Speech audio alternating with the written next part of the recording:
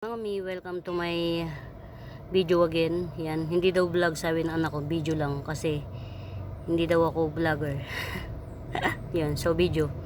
Yan, ito po yung ito po yung flower ng Epicea green ko. Ito, tong green na to. Yan, ito po yung flower niya yan, oh. Pink na may white.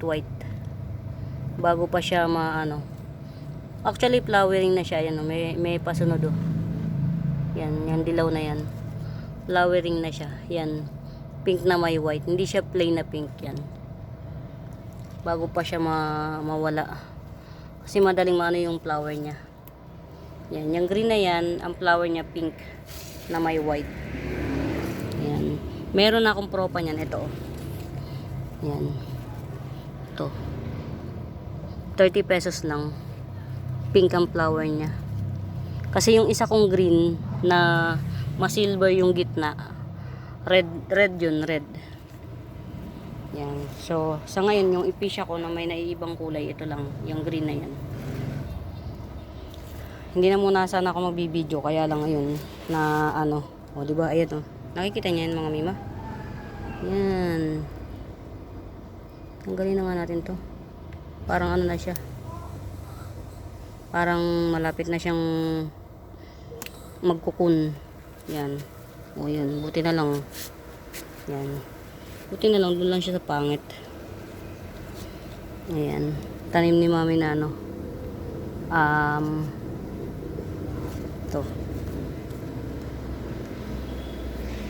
May nag-iisa akong mga mima ha. Kensoy fern. Yan. Nag-iisa lang to. 150. Fern nga pala to. Dito kasi ang lugar ng mga fern. So, sama natin siya sa kapwa niya, fern, diba? Yung. Pero dito na lang muna. Hindi ko pa naaayos kasi. Yung mga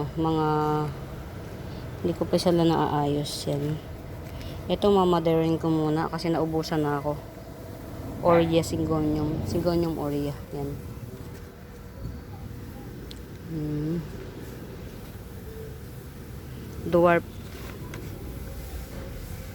Dwarf 150. Ay, siya nga pala magdadala lang ako ng mga special na sanse. Parang isa lang yung nadala ko na sanse. Yan. Ganon talaga mga buhay-buhay mga mima. Yan. Ito na yung mga na ko nadadalin. Yan. Ito. Yan yung mga dadalhin ko dun. Yung iba may mga presyo na. Advance yung price niyan mga mi kasi baka hindi naman din siya mabili agad. So, yung presyo niya pang mga after 2 to 3 months mga ganun. Ito kunin natin to. Ito. Yan. Si Tripasciata. Si dwarf Tripasciata, yan o. Special to mga mima, dwarf lang to na naglalapad. Lumalapad yung dahon na parang nakasahod. Yan. Meron akong dalawa dyan. So ito dadalhin ko, mas malaki yung mga dahon. At saka ito, maliit lang muna. Yung dadalhin natin na golden flame. Yan, tama. Ito yung pinakamaliit na golden flame.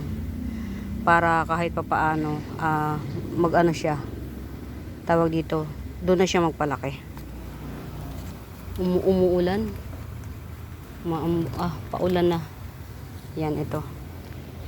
Hanggat nandito yung tricycle ng ng tao ko kasi pag umalis na siya, wala na kaming magiging service kasi siya yung ginagawa naming service madalas. Yan. Ay, ito pala yung Birkins. May Birkins pala na tinanim si mami. Yung tinanim na lang ni mami. Dalin ko. Yan. Alam nyo mga mima, itong mga dinadala ko na to, umpisa pa lang ng pag-gardening sa highway. Umpisa pa lang kasi ang mga susunod na kaganapan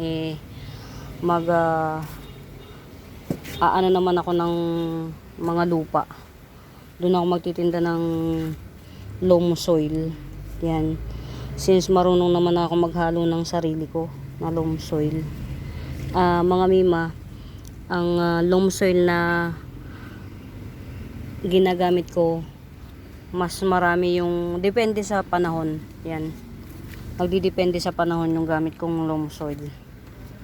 Pagka nag-uulanan, magaan, 60% yung ipa, 40% yung lupa. Mga mi, hindi ako masyadong nung walang lupa at all, kasi alam nyo kung bakit.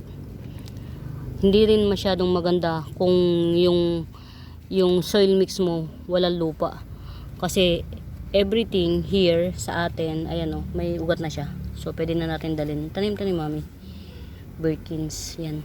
Everything dito sa atin nakatanim naman talaga sa lupa from the start. So yan, kaya hindi ako nagwawala ng lupa sa tanim ko. Talagang hindi ko bet yung nakatanim siya sa soilless. Kasi pag soilless, kailangan automatic yun. Lagi kang maglalagay ng pataba. Handa mo yung sarili mo na magpapataba ka. Pero pagka may soil, yung soil mismo, magbibigay na yun ng pataba sa halaman. And mas madali siyang nakakakuha ng vitamins sa nature. Yan. Ewan ko lang kung ganun din yung pananaw nyo. Pero para sa akin, pinagagaan ko lang yung lupa. Pinagagaan ko lang yung lupa. Hindi ko yung totally soilless. Pero pwede rin naman yung soilless. Ito soilless yan. Pero purong kokopit. Yan. Purong kokopit siya. Hindi muna ako masyadong magdadala ng mga talagang pinuhunanan ko kasi lagi nga walang tao. Yan, mahirap. Diyos ko po, Rudy diba? Kaya niya palang ngat-ngatin kahit na malaki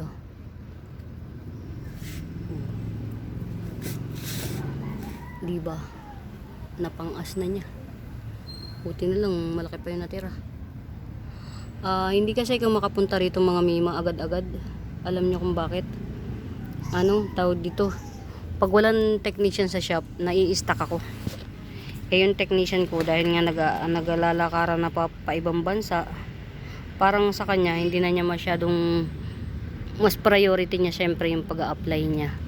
Tapos kapag ka tingnan nyo, tanggal yung lupa. Kasi dito mga mime, tawag dito, pag yung patak ng ulan sumakto sa kanya, yung nauubos yung lupa. Yan, ano ba to? Yan mga mima pag nagtatag-ulan, nasisira ang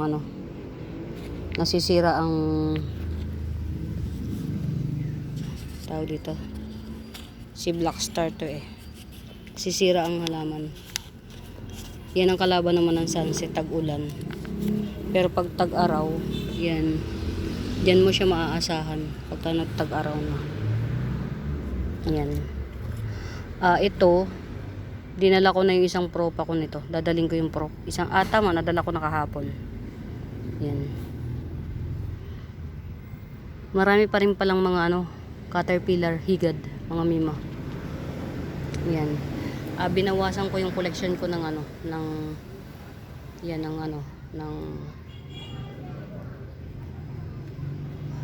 binawasan ko yung collection ko ng mga bromeliads. Yan.